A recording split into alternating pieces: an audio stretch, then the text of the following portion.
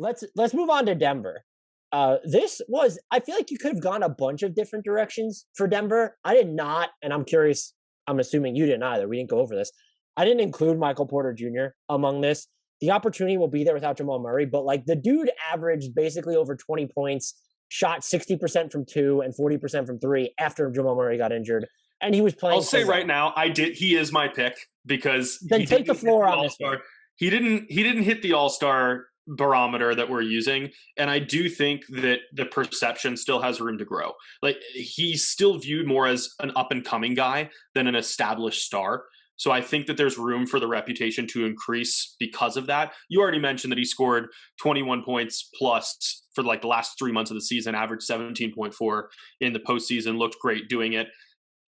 He's going to be viewed as one of the best shooters in basketball. Like I do think that in that specific facet of the game, we're going to be talking about him in the same conversation as Kevin Durant. Like the same ability to get shots off over anyone, to score from all three levels, to be a catch and shoot option, to create for yourself.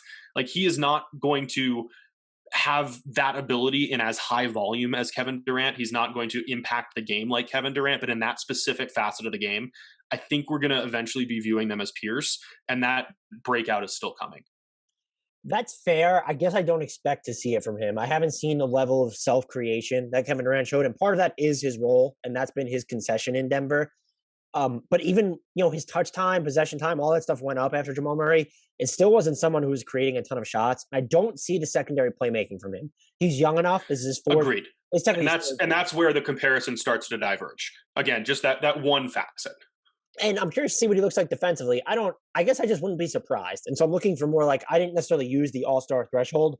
Just someone who's going to burst onto the scene was more my route. I think there are probably a few options here. If people didn't pay attention to what Zeke Naji did in some backup 5 minutes last year, I think the table's set for him to get a little bit more. I would say he's more important to Denver's immediate plans than Bobo, who would be interesting if you can carve out wing minutes for him. If you wanted to go with Latko Kanchar or PJ Dozier, fine. I went with Shon Hyland, and I was high on Bones, Busy Bones, coming into the draft. I don't know if he's going to get the opportunity in Denver, so I'm sort of rolling the dice here because he's a rookie on a team that's going to look to contend. But knowing that Jamal Murray will be out, let's say through at least, they gave him 7 to 9 months, I think was the initial timetable. I would think that they're going to slow play it just because of how important he is to their future. Everyone points out that Jamal Murray is superhuman when it comes to this stuff. Fine, whatever. But he and Nikola Jokic, regardless of what you think of Michael Porter Jr., they're the future of the franchise. So I just wouldn't fuck with that. There might be minutes there. I know they have Monte Morris. I know they have Facundo Campazzo. I know they have Austin Rivers. But I think there are some times where a rookie sort of breaks out on a team that's already okay to ridiculously good, like the Nuggets.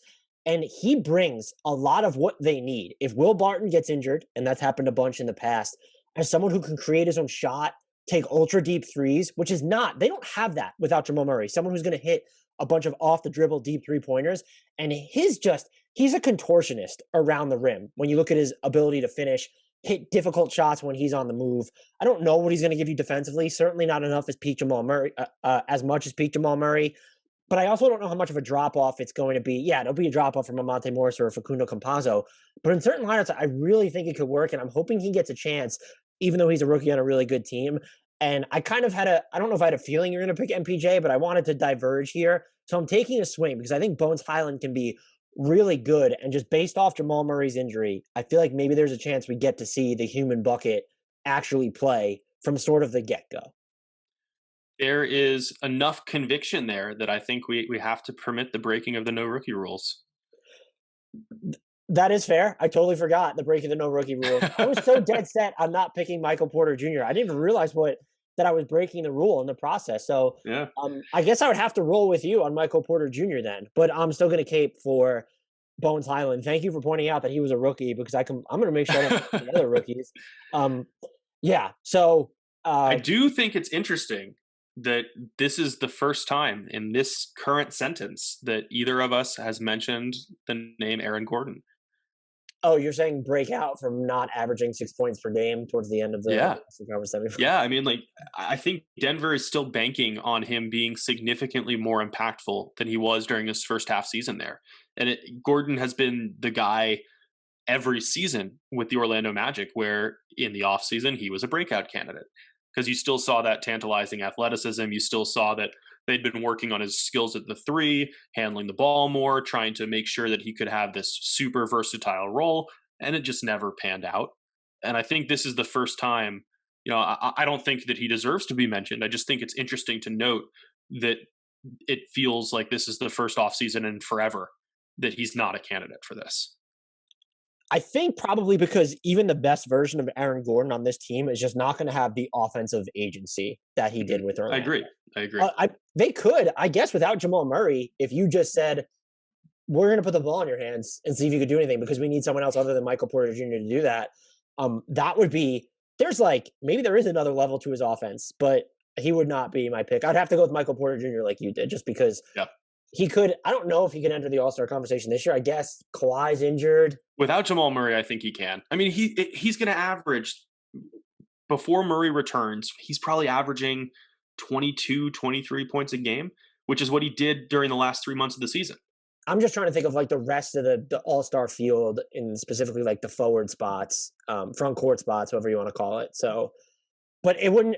You're right. He'll probably be within that discussion. Maybe because that won't surprise me is why I decided to break our rookie rule without even realizing that I was breaking said rookie rule. And I felt like I was breaking the not making a super obvious pick rule too.